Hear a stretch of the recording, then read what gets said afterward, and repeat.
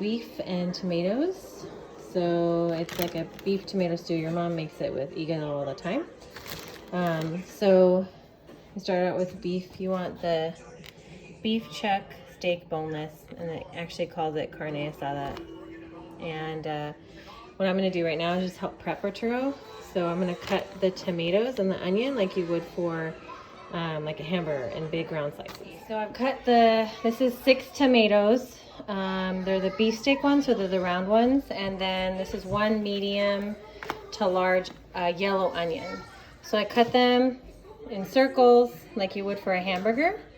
And same with the onions, okay? So some onions are thinner, and you're gonna cook these. So I know you don't like onions, but they come really good and give a lot of flavor. And they become cooked, so I think you like that. And then the next stage is we're gonna cut up the meat and season it. I'm talking. And then we will cook it. So this is the prep first. Is separating the onions as he throws it in. You don't have to do it right now. You're weird in recording it. Okay, well, I'm gonna add that to the video. Adds for character. Yeah, Jacob came out. So we're just separating the onions out because it's easier to put it in the pan. Got the onions. Her tomatoes are cut. Now I'm getting the rest of the ingredients out. So you'll notice that the meat was set out, and that's because you want it to be at room temperature, so it helps absorb the flavors a little bit better. So we're adding... Oh, can you get a bowl for salt? And this is not gonna work. We're gonna do this. The grinder has to do the grinder. Okay. So salt, pepper, consomme, organic tomato paste, and bay leaves are your other ingredients, and that's it. So the salt of the dish is gonna go here now in the meat. Yeah. So I'm gonna get a dish. You won't add salt later unless you really need it, but normally you don't because there's already enough salt in the tomato paste and what you're doing with the meat. With the meat. So let's watch our churro salt with meat. So one like that.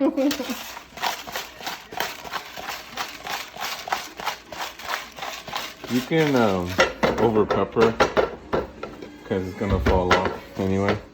Yeah. And that's why you do this. You want to massage it in. Yeah. Technically, if I had time, or we had more time, we can hit the meat, soften it. Oh, pound the meat. Yeah, pound the meat. Tenderize. I think that's the Tenderize, actual chef word is tender the meat. Why are you all chefing me?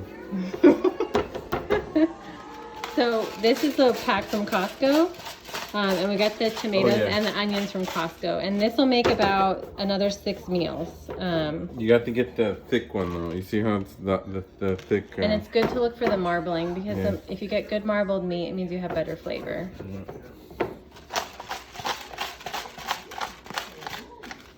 Again, you're massaging the thing into it. Alright, we'll show you the final product. Well, I do the stage. So right now I'm gonna season these, cook these, and then go and cook and do the same thing because otherwise. Oh, we're gonna show the next step. Olive oil in the pan, just enough to coat it so it doesn't stick. It's on high heat to warm it up. We'll lower it down a little bit. All we're doing right now is searing the meat. You're not cooking it. You're just searing it to lock in the flavor. And to be honest, you don't need that much oil either. Yeah. You know, the meat has a lot of fat in it, and it'll come out from the meat. Yes, just a little bit so it doesn't stick. So that it's hot. We lowered it to about medium. Throw it in the first piece. Get that sizzle. And the next one.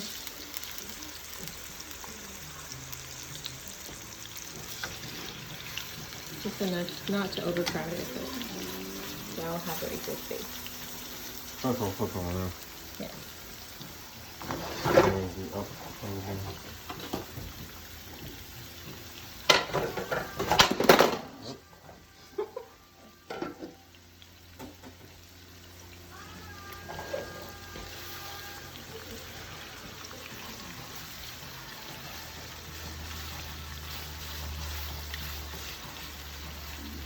I think we might have put too much oil. It's okay. We'll get a nice brown. You're looking for a nice brown on either side, just to lock in the juices and the flavors. Flipped it. You can see it's got brown. Light brown. Light brown, just to sear it in.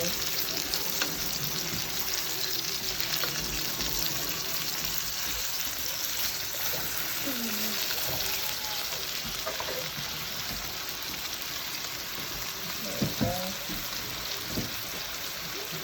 around the other side. Yeah. So start looking for the blood. If you see blood going up, that means it's almost cooked, and just pretty much take it out. You want to keep that in there. You're not cooking it all the way because we're going to stew it with the tomatoes and the onions. So this is just to... But the good indication to take it out when you see the blood starting to come up. Yeah. Again, you're not cooking the meat. You're just searing it. I think you said it like something. Sorry. I'm new to this recording thing. That's fine. Alright, so putting the second round stuck. Be careful because it splatters, so don't have the baby on you. Yeah, don't have the baby on you. Even him having the handle like this making me nervous. But since I'm here, I love it. Mostly because I know what I'm doing. Okay.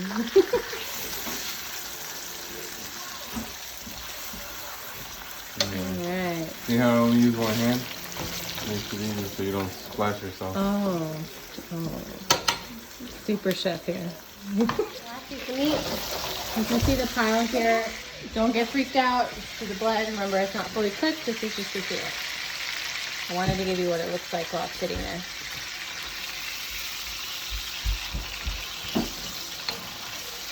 What animal is made out of the blood? It's a cow, babe. But it looks small. That's all we're doing. We're lowering the heat as we take it out so it doesn't splatter in it. So we put it on low.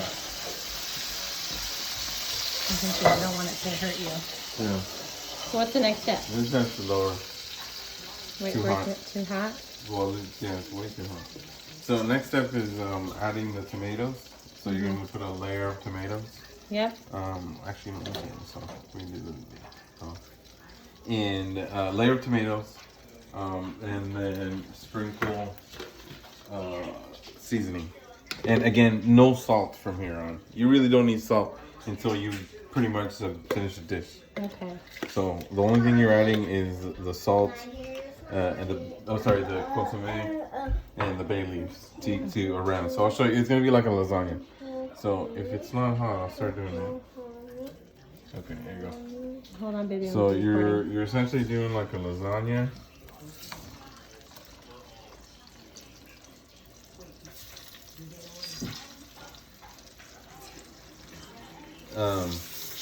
My mom likes to put the meat before and then the tomatoes, but I found out that if you do this, you don't burn the meat because then you get like pieces that get burnt.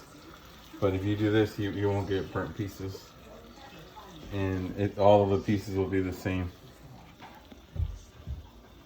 So now, a sprinkle of this, and it's okay that it doesn't spread everywhere. Right now. It doesn't even matter. Yeah. It's just so that you get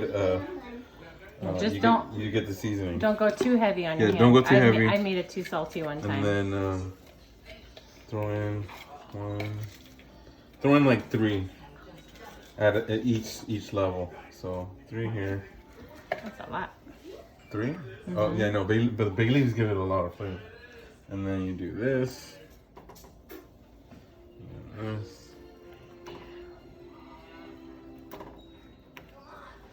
What about the onions? Hold on. Take it easy. Onions go last, baby. We cook this first. So we get this going.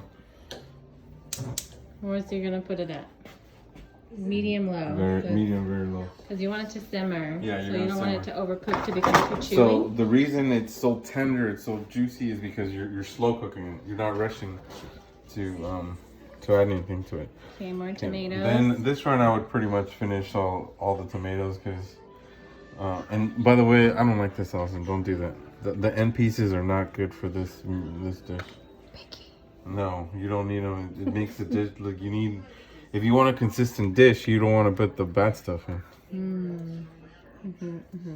Plus, if you knew how to cook, There's a lot of side comment coming from the chef. Unacceptable sous chef cutting. Sous chef, shitty cut. See, this is let me show you. This is wasted tomato. Okay. It could be potential tomato in there, but wasted tomato. Oh, okay. But you're not gonna add crappiness to this, so. Oh, okay. A little more sprinkle of the seasoning. Yeah. So it's like I said, it's like a lasagna, right? It's like in levels. You can't over season this too much unless make it too salty. unless you do like a gob and a scoop. But if you're just sprinkling, you should be okay. And then the last, I would add 4. I think. I really like the taste of bay leaves. Where's the lid, babe? Down here. I'll get it.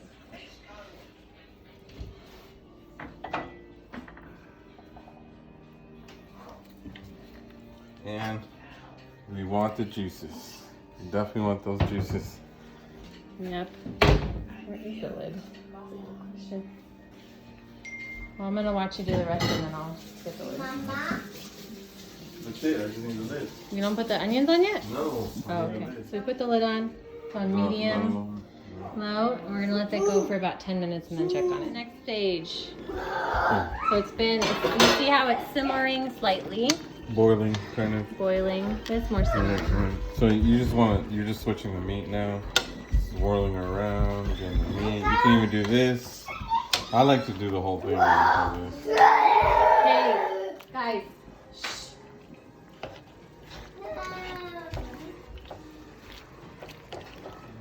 Okay, at this point, you add the onion.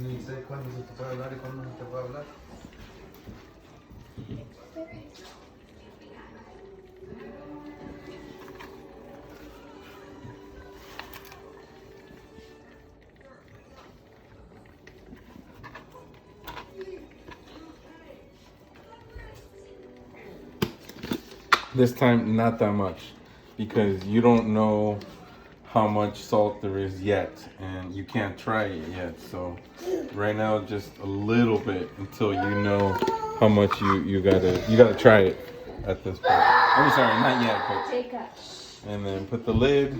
No tomato sauce yet? No tomato sauce yet. No. Okay, that's the next step. We uncorked it. And how long do we keep it closed? This one will be quicker because it looks like it's already cooking. It'll be like maybe two minutes, and then we'll flip it again. So it's Again. cooking. Flipping now. You're flipping to the bottom. Letting the onions to get cooked. Okay. Also, you don't want the bottom meat to ever be at the bottom all the time because it dries out the meat. And mix it in. And also anytime you can mix it too, you should, because remember you added salt. You added consommé to every round, so it needs to break down and it needs to get into the sauce. Once the onions are more lucent, like translucent, then we'll add the tomato paste at the end. Okay. See, they're kind of shiny. Shiny. Yeah. Wait, Lana, wait. And then so you do about a half a can. About half. Okay, all right. Yeah, about half a can. Half a can. And then trying to mix it into the broth. What are you guys doing in the fridge? It'll on the heat itself will break it in, but you always want to mix it in a little, and then No jam. so it starts here.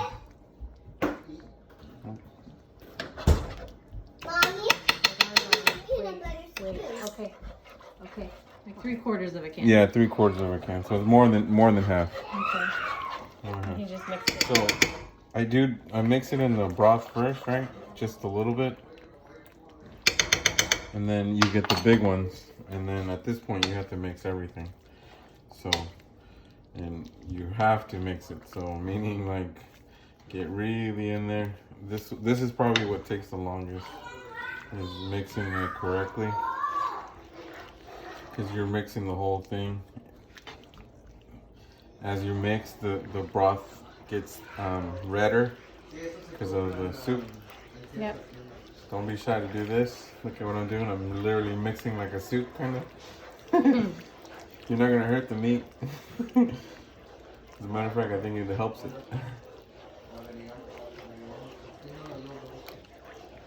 Okay. And, So once he's done mixing, what's the next step? That's really it. That's it. That's just covering it for like maybe another 5 minutes, and then you have a completed dish. But right now, you can probably really try it for salt, so that you can add salt now, and then it'll burn off. So we will do that. Get a clean spoon. Put in a clean spoon. Try the middle.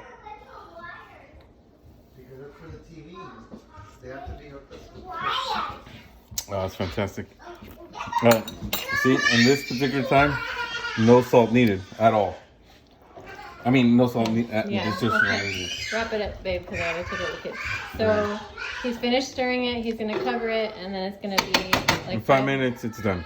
and you're good to go. That's 5 minutes now. 5 minutes now. You can see it's simmering very gently.